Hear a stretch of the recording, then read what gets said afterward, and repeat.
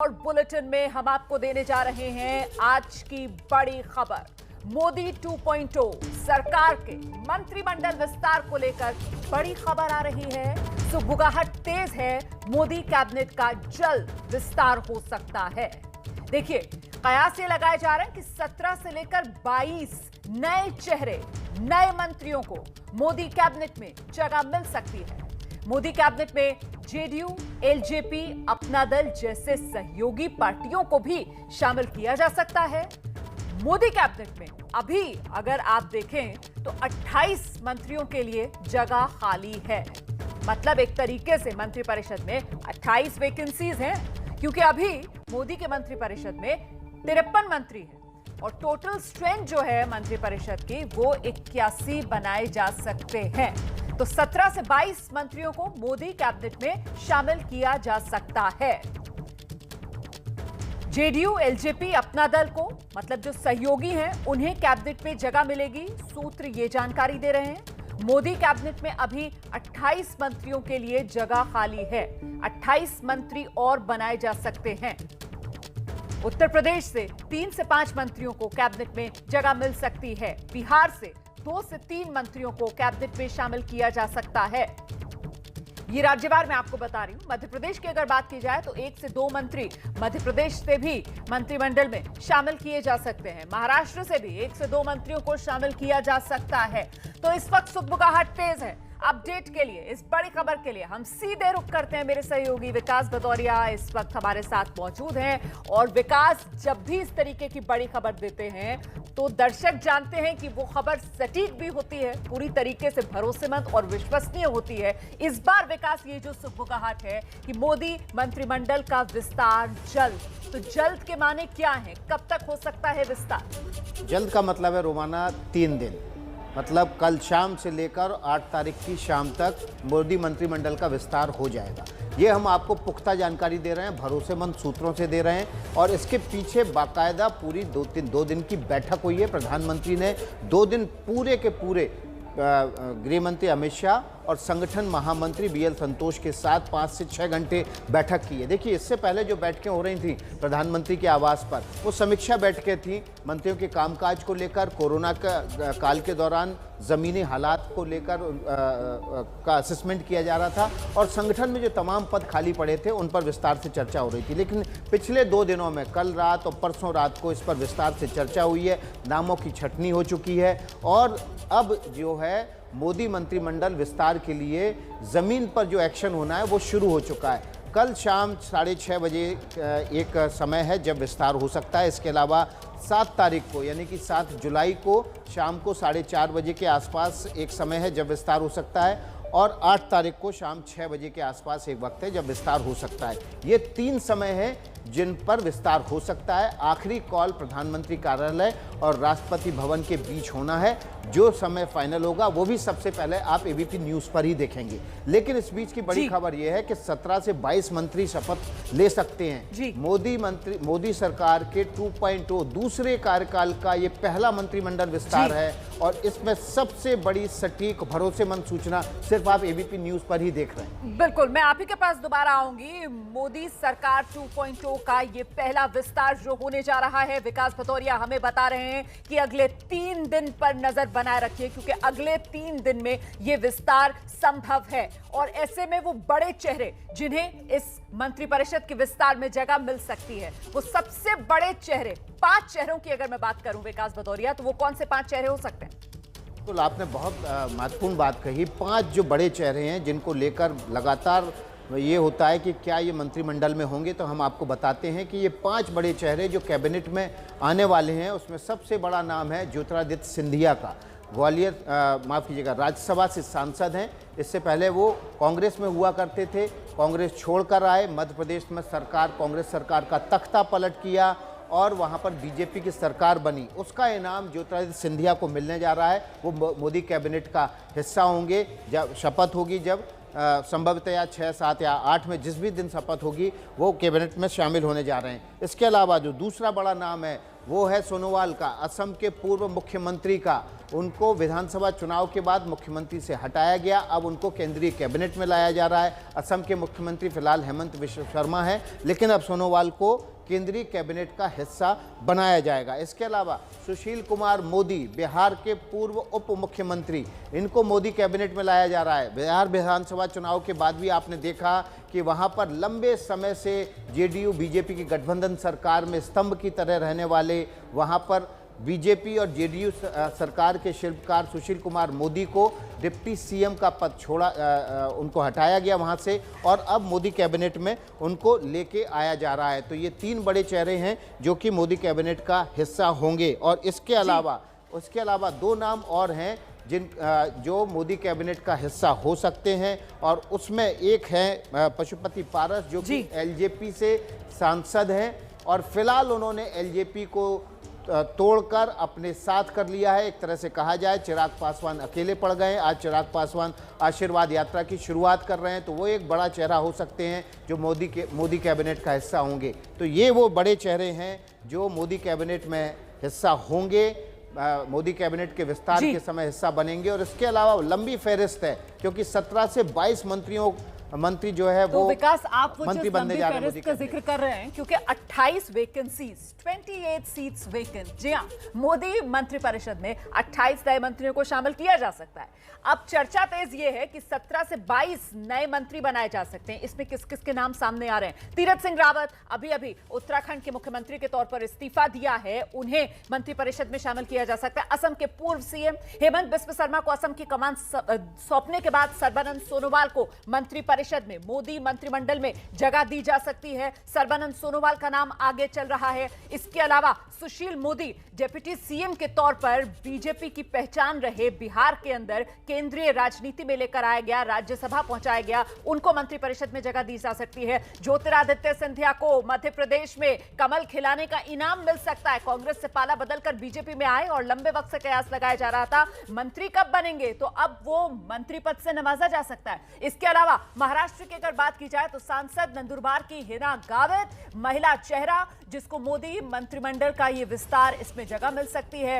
राकेश सिंह, ये महत्वपूर्ण नाम है, मध्य प्रदेश से आते हैं, जबलपुर से सांसद हैं, संगठन के लिए काफी काम किया है, इनको जगह मिल सकती है। जामयांग नामग्याल, ये सांसद लद्दाख के युवा सांसद, बीजेपी के अपनी पहचान बनाई, जिस तरीके से सदन में खड़े होकर लद्दाख और जम्मू कश्मीर के मुद्दों पर बोला था, तब सुर्खियों में आए थे। अच्छा, जेडीयू इस बार मंत्रिमंडल में शामिल होने जा रही है, और ऐसे में जेडीयू के अध्यक्ष आरसीपी सिंह नीतीश कुमार के काफी करीबी हैं, उनको मोदी मंत्रिमंडल में जगह मिल सकती है। पशुपति पारस अभी एलजेपी पर पूरी तरीके से कब्जा किया है, चिराग पासवान को किनारे लगाया है, पशुपति पारस मंत्रिपरिषद में पहुंच सकते हैं। अनुप्रिया पटेल अपना दल की नेता, अगले साल उत्तर प्रदेश में विधानसभा चुनाव है, ऐसे में छोटे दलों को साथ लेने के लिए, साथियों को साधने के लिए अनुप्रिया पटेल को मंत्री पद में जगह मिल सकती है। सांसद है अनुप्रिया पटेल मिर्जापुर से, और 2017 विधानसभा चुनाव उत्तर प्रदेश का नहीं भूलना चाहिए। इसी तरीके के सोशल इंजीनियरिंग के जरिए छोटे दलों को साथ लेकर ही बीजेपी ने बड़ा करिश्मा दिखाया था, तो उसी को आगे बढ़ाने की एक कवायद हो सकती है अनुप्रिया पटेल के जरिए।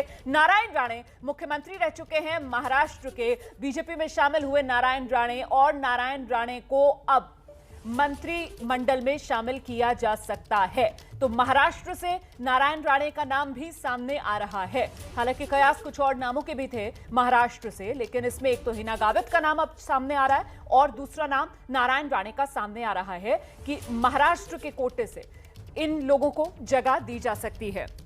लेकिन समझना इस बात को होगा कि खास तौर से जो फोकस है वो एक तो अगले साल जिन राज्यों में विधानसभा चुनाव होने हैं उन राज्यों पर फोकस है, और साथ ही साथ कुछ इनाम भी जो बांटे जाने हैं उन लोगों को जिन्होंने अब तक बढ़िया काम किया है। और इसी पर जरा विस्तार से चर्चा करते हैं, क्योंकि बड़ी खबर है। और ऐसे में मेरे साथ प्रकाश कुमार पटना से मौजूद हैं, रणवीर लखनऊ से हमारे साथ मौजूद है, मृत्युंजय सिंह को आप देख रहे हैं मुंबई महाराष्ट्र के बारे में जानकारी देंगे, ब्रजेश राजपूत भोपाल से हमारे साथ मौजूद है, राजस्थान जयपुर से मनीष शर्मा, और पश्चिम बंगाल कोलकाता से मनोज्ञा लोईवाल हमारे साथ जुड़ रही हैं। विकास भदौरिया तो लगातार हमारे साथ बने हुए हैं, उन्होंने ये बड़ी सटीक खबर दी है।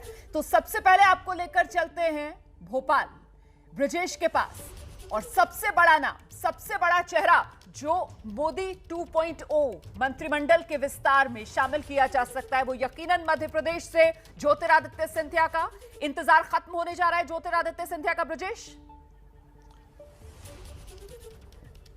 बिल्कुल सही कहा रोमाना। इस पूरे मंत्रिमंडल विस्तार में जो सबसे बड़ा चमकदार चेहरा और सबसे बड़ा जो नाम है जिसके लिए लंबे समय से इंतजार किया जा रहा था, वो राज्यसभा के सांसद ज्योतिरादित्य सिंधिया का है। क्योंकि सिंधिया ने जिस तरीके से कांग्रेस से पाला बदलकर मध्य प्रदेश में सरकार बनाई है, तो उनके जितने साथ जो पूर्व मंत्री आए थे उनको शिवराज सरकार में फिर मंत्री बनाया गया है। और ये भी तय था कि जब केंद्रीय मंत्रिमंडल विस्तार होगा तो उनको वहाँ पर शामिल किया जाएगा। उसके अलावा उनके विस्तार का एक बड़ा मायना ये भी है कि उनको मध्य प्रदेश की राजनीति से दूर रखा जाएगा। मध्य प्रदेश में जो शिवराज सिंह चौहान का जो कार्यकाल लंबा चल रहा है वो चलता रहेगा, और जो सिंधिया है वो केंद्र की राजनीति करेंगे, शिवराज सिंह चौहान मध्य प्रदेश की राजनीति करेंगे। फिलहाल मध्य प्रदेश से 4 बड़े चेहरे मंत्रिमंडल में है मोदी कैबिनेट की, जिसमें सबसे बड़ा नाम नरेंद्र सिंह तोमर का है, प्रहलाद पटेल का है, फग्गन सिंह कुलस्ते हैं और थावरचंद गहलोत हैं। पिछले दिनों थावरचंद गहलोत जब यहाँ आए थे तो उन्होंने अपने कुछ सूत्रों से कहा था, अपने कुछ मित्रों से कहा था कि शायद अब उनको मंत्रिमंडल से ड्रॉप किया जाएगा, उनका नाम राज्यपाल के भेजे जाने वाली सूची में भी है। तो समझा ये भी जा रहा है कि जो मंत्रिमंडल विस्तार हो रहा है तो उसमें एक दो जिन लोगों को बिठाला जाएगा उसमें थावरचंद गहलोत भी हो सकते हैं, जो मध्य प्रदेश से लंबे समय से मंत्री भी हैं और लंबे समय से सांसद भी हैं। तो एक ये बड़ा फेरबदल की गुंजाइश हो सकती है, मगर सबसे बड़ा नाम सिंधिया का है। और दूसरा जो नाम आपने बताया है या विकास बता रहे हैं, राकेश सिंह का है। राकेश सिंह जबलपुर के सांसद हैं और वो मध्य प्रदेश बीजेपी के पूर्व अध्यक्ष रह चुके हैं। उनकी संगठन पर बहुत बेहतर पकड़ है, अमित शाह के बहुत करीबी माने जाते हैं और जब भी उनको जो जिम्मेदारी दी गई है उन्होंने बखूबी उसको निभाया है। तो निश्चित ये दोनों नाम बहुत चौंकाने वाले तो नहीं, मगर जिनको संभव समझा जा रहा है कि ज्योतिरादित्य सिंधिया और राकेश सिंह।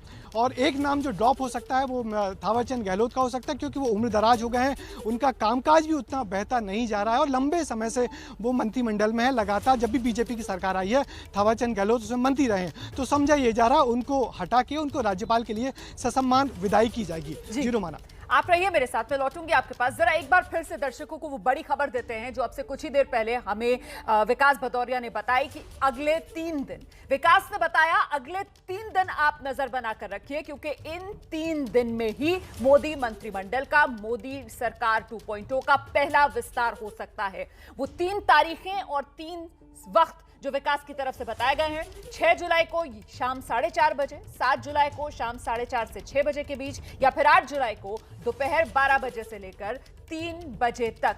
यही तारीखें और यही वक्त जब मोदी सरकार 2.0 का पहला विस्तार हो सकता है। विकास जी हाँ, बिल्कुल। देखिए, अभी जो तमाम समय हैं जो छाटे जा रहे हैं उसमें ये 3 समय हैं जो प्रमुखता से उभर कर आए हैं सामने, जब प्रधानमंत्री अपनी कैबिनेट का विस्तार इस समय कर सकते हैं। 6 तारीख को शाम को 4:30 बजे के आसपास से 6 बजे के बीच में ये कैबिनेट विस्तार हो सकता है। 7 जुलाई को सुबह कैबिनेट है, लेकिन कैबिनेट की बैठक है, लेकिन शाम को ही वो कैबिनेट का विस्तार कर सकते हैं। शाम को 4:30 बजे से लेकर 6:30 बजे तक का मुहूर्त है। और 8 तारीख को दोपहर 12 बजे से लेकर 3 बजे के बीच में वे अपने कैबिनेट का विस्तार कर सकते हैं। मतलब ये जो आप समय बता रहे हैं ये दरअसल आने वाले 3 तारीखें और उनमें जो शुभ मुहूर्त है उसके हिसाब से ये समय बताया जा रहा है। शुभ मुहूर्त भी कह सकते हैं आप इनको, और क्योंकि किसी ज्योतिषी से चर्चा तो मेरी नहीं हुई है, लेकिन जो समय अभी फिलहाल वर्कआउट किए जा रहे हैं कि किन समयों पर ये विस्तार किया जा सकता है, वो समय हो सकते हैं। हो सकता है कि ज्योतिषी से चर्चा करके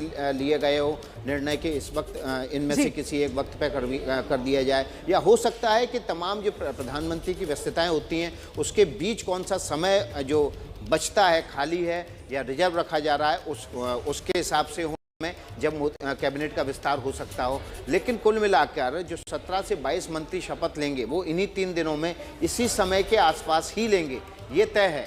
और जैसे ही डेट फाइनल होगी और समय फाइनल होगा वो भी सबसे पहले आप एबीपी न्यूज पर ही देखेंगे। रोमाना, आप रहिए मेरे साथ, मैं लौटूंगी आपके पास सीधे। अब आपको लेकर चलते हैं, प्रकाश कुमार बिहार से हमारे साथ मौजूद हैं। प्रकाश, बीजेपी के कोटे से तो सुशील मोदी का नाम सामने निकल कर आ रहा है, लेकिन मुझे लगता है जरा हमें चर्चा करनी चाहिए उन 2 सहयोगी दलों के बारे में जिसको लेकर नाम सामने आए हैं। एलजेपी पर अभी अभी कब्जा किया है चाचा पशुपति पारस, उनको भी मंत्रिमंडल में जगह, और कयास ये भी लगाए जा रहे हैं कि आरसीपी सिंह के नाम पर जेडीयू के कोटे से मोहर लग सकती है। यहां गौर करने वाली बात यह है कि 2019 में नाराजगी जताते हुए जेडीयू मंत्रिमंडल में शामिल नहीं हुआ था। तो क्या समीकरण बदले हैं और किस तरीके से ये नाम सहयोगियों की तरफ से सामने आ रहे हैं? प्रकाश, देखिए, दो बातें जानना जरूरी होगा रोमाना। पहली बात ये कि केंद्रीय मंत्रिमंडल में क्या सहयोगी दलों को जगह मिल रही है। अगर सहयोगी दलों को जगह मिल रही है तो उसके बाद की कड़ियां सामने आएंगी। अगर आप देखें तो मैंने ही इंटरव्यू किया था आरसीपी सिंह, जो राष्ट्रीय अध्यक्ष हैं जेडीयू के। उन्होंने कहा था कि उनके हिस्सेदारी बनती है केंद्रीय मंत्रिमंडल में, और जब भी मंत्रिमंडल का विस्तार होगा तो उसमें जेडीयू शामिल होगी।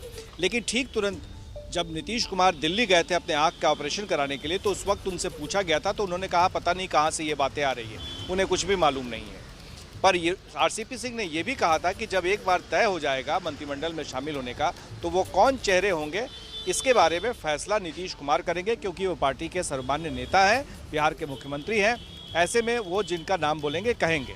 तो पहली कड़ी अगर ये साफ हो जाती है कि जेडीयू इसमें शामिल हो रहा है सहयोगी दलों में से, तो साफ हो जाएगा कि यहाँ से कितने लोग उसमें शामिल हो, मतलब कितने पद मंत्री के दिए जाएंगे। क्योंकि उस वक्त में जब 2019 में नीतीश कुमार ने साफ कहा था कि उन्हें सांकेतिक तौर पर एक पद दिया जा रहा था, इसलिए उन्होंने इनकार कर दिया था।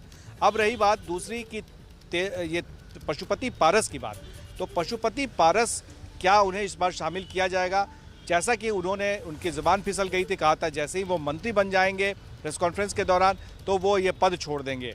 तो जाहिर है कि उनके मन में और कहीं ना कहीं ये बातें हुई हैं, तभी जाकर के वो मंत्रिमंडल में शामिल होने की बात हो रही है।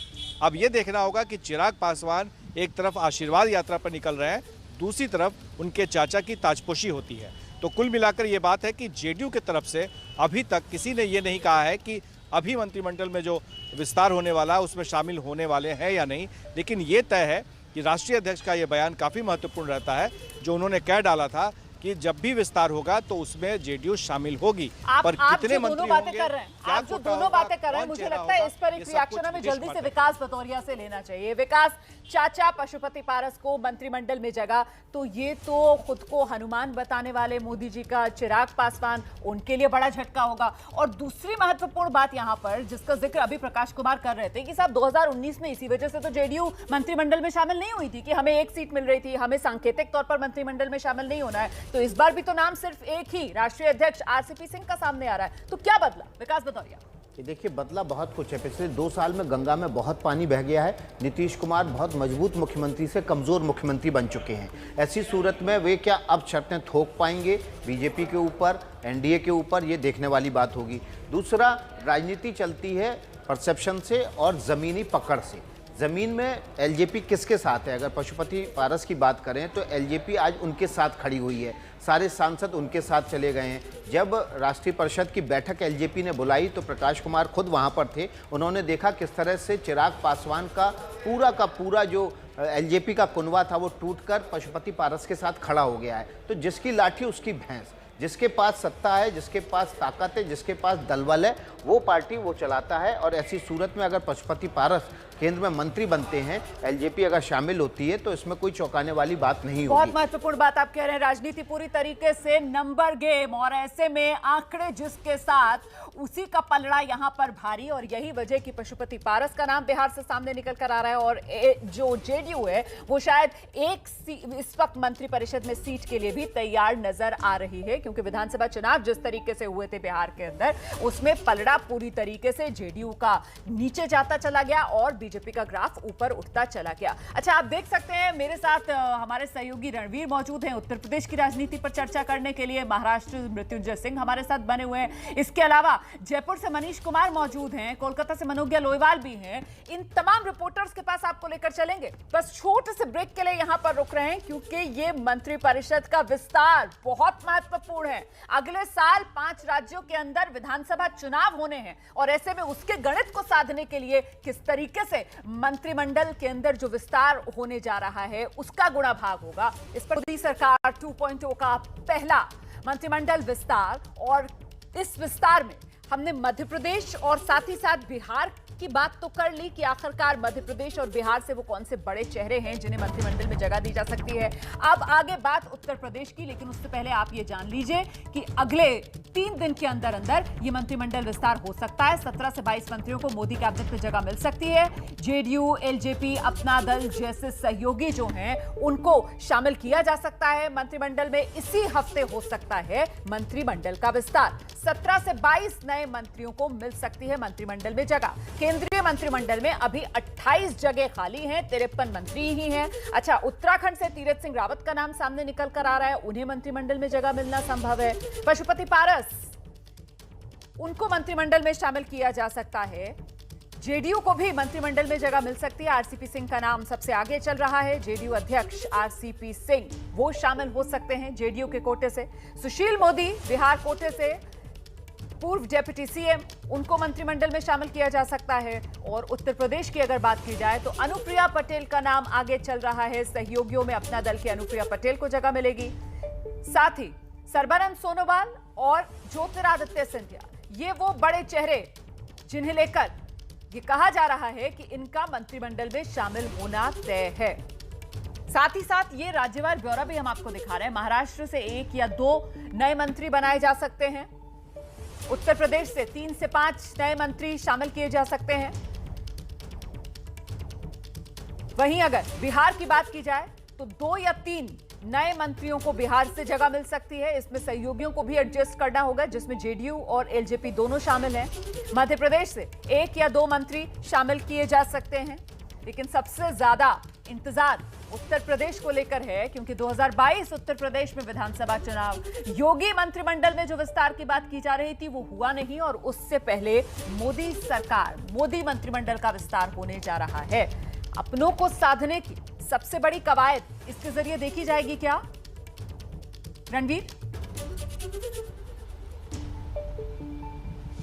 जी रोमाना, देखिए अगले साल की शुरुआत में विधानसभा का चुनाव होना, और इसमें जो सबसे बड़ा नाम आ रहा है वो अनुप्रिया पटेल का आ रहा है। 2014 से 2019 तक अनुप्रिया केंद्रीय मंत्री रही, लेकिन 19 में उनको मंत्री नहीं बनाया गया। बावजूद उसके गठबंधन का धर्म निभाते हुए अनुप्रिया ने शालीनता से अपना ये जो 2 साल का कार्यकाल है ये पूरा किया सांसद के तौर पर, और हाल ही में उनकी गृहमंत्री अमित शाह से मुलाकात भी हुई थी।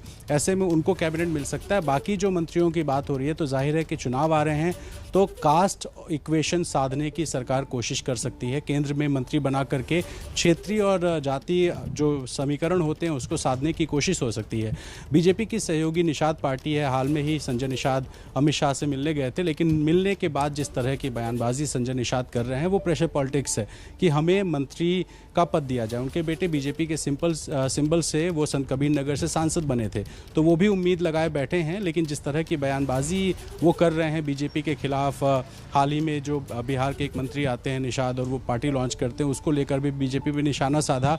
तो एक संजय निषाद पर नजर रहेगी। इसके अलावा राजभर, खास तौर पे जो उत्तर प्रदेश में राजभर की पॉलिटिक्स इस वक्त गरमाई हुई है, ओम प्रकाश राजभर बयानबाजी कर रहे हैं। ऐसे में बीजेपी किसी राजभर को जगह दे देती है, पूर्वांचल के ओबीसी और दलित चेहरों को अगर जगह देती है तो वो महत्वपूर्ण होगा। तो जाहिर है कि उत्तर प्रदेश बहुत बड़ा स्टेट है, और अगले साल के चुनाव की शुरुआत में जिस तरीके से इस पूरे प्रदेश को साधना है तो अलग अलग लोग उम्मीद लगाए बैठे हैं। कई ऐसे सांसद हैं जो योगी सरकार में मंत्री थे, सबका साथ, सबका विकास, सबका विश्वास, उसको एक तरीके से चरितार्थ करने के लिए ये जो मंत्रिमंडल का विस्तार है, इस पे जाहिर सी बात है फोकस उत्तर प्रदेश पर रहेगा। वो किस रूप में रह सकता है, इस पर आगे चर्चा करें।